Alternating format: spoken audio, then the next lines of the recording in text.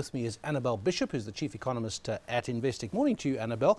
We're getting to that point of the year where you start sort of taking stock and consolidating your numbers, and the guys in your business say, so Annabel, what must we think about for the year of 2014 and for 2015? But let's start with that number from last week, the trade balance. Every now and then you get a positive number, or positive news. This was a negative number, minus 2.9 billion, but that compared to 16 billion in August. So this is for September. How must we think about this? You know, I think it's obviously a situation where industry is starting to come back online after the strike action.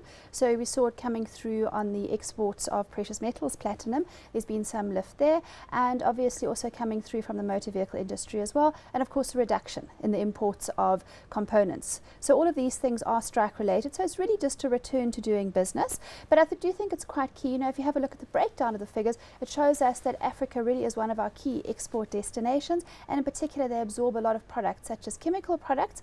So, you know, from that point of view, as Africa is seen to be quite a fast-growing destination, that should be positive longer term for our trade balance. Your colleague across the buildings of Sandton and Johannesburg, Kevin Ling, says that it may mean this number of exports to Africa that the rest of Africa could be a bigger export destination than Asia. Because at the moment it's 32%, 28%. Yes, you know, our destination to Europe is one of manufactured goods, and to Africa as well it's of processed items, and obviously to Asia it's of raw materials. So clearly it does depend what's happening with the commodity cycle, and that has a great impact on the rand value of goods, whether they're going to Asia or you know, the commodity rand value of goods going to Asia. So with the commodity cycle coming off somewhat, and obviously with the slowdown in commodity prices, that has certainly boosted the export value to Africa. But certainly I think Africa, you know, is certainly a big growth destination area, and of course we export a lot of services there as well, and that's also very key. Most of our exports indeed are services to Africa. Well, let's carry on with the conversation. Did you have electricity yesterday? Yes, we did. Yeah, I did as well, but I know a lot of people who didn't, and going to the gym to shower and that sort of thing. What I've said all along with this is, if we're going to have cuts, let's be honest about it. Tell us up front, tell us a week in advance if you can, that if there's going to be cuts, this is where it is. I think they're trying to do that, but there's still a bit of avoiding the issue, isn't there?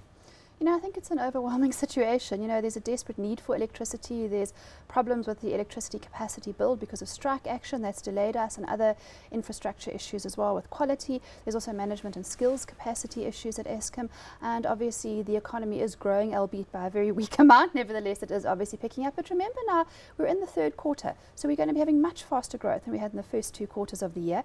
Indeed, remember that growth was probably essentially close to zero, and we're likely to get growth closer to 3% now for the third and fourth quarter, and that's what balances it out to 1.5% overall for 2014. So that's also putting pressure on Eskom, the fact that we're getting this lift now with the industry coming back online after that protracted strike. Yeah, I just think they need to get real quicker and with more transparency, but they seem to be getting there. Let's look towards the end of the year. You've talked about that growth number evening out.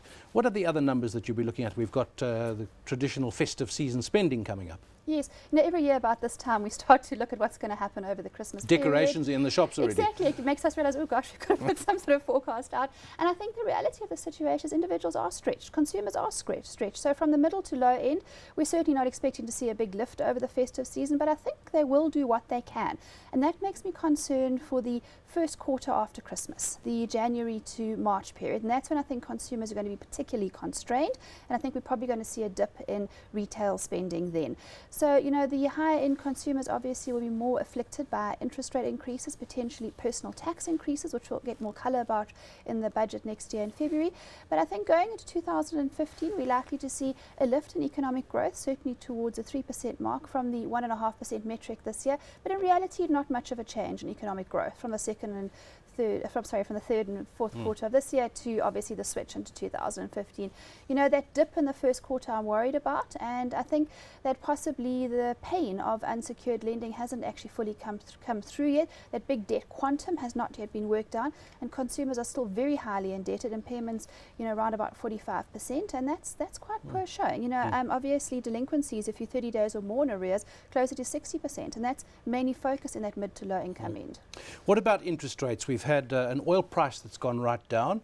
The rand strengthened quite sharply, and then we had the petrol price announcement, quite a big drop in the petrol price. Is this going to stave off an interest rate increase, which most people thought might happen in November? Yes, we were of the opinion we wouldn't get a November interest rate increase. Obviously, it was looking a bit concerning our forecast when the rand was weakening dramatically, and obviously there were other very hawkish comments coming out from the Reserve Bank. Since then, inflation has come out at 5.9% in the last print. We did anticipate that because petrol price has fallen down quite substantially in the month of September, and obviously we've also seen grain prices pull back very substantially by about a third. But that takes about 6 months to a year lag for that to come through into the retail level. That's coming through as well now. So I think given the good CPI print, it does give the governor, the new governor, Lesetja Kganyago coming in, pause to actually, wait and see what's going to happen. We think he's not going to hike interest rates in November, but going into 2015, we anticipate potentially an interest rate hike in March, if not in June, depending on when the FOMC does its first lift-off of interest rates in the United States. And then we could see a 50 basis point hike towards the end of the next year as the metric of economic growth, the actual annual print, starts to look a bit better. But I am concerned. I think next year's growth forecast of 2.5% to 3% could be at risk if interest rate hikes are overdone in South Africa. I would argue we should probably not have a 50 basis point hike next year, maybe just a 25 and leave it. Even if we were to keep it steady, that 2.5%, it's almost like Treasury is bound to be optimistic for next year and the year after, but the evidence isn't there for such optimism. The evidence isn't there, and the ability to garner more tax on a personal income tax basis is not there. The Davis Tax Commission's estimated we'd only collect another 4 billion rand if we hike the marginal tax rate from 40 to 45%, and that would come, I think, at a great cost to economic growth, and in turn, obviously, to employment as well. So I think the Treasury is going to have a difficult path in raising more revenue. They're going to have to look elsewhere, potentially at funds being taken offshore into tax havens, profit shifting, that type of area.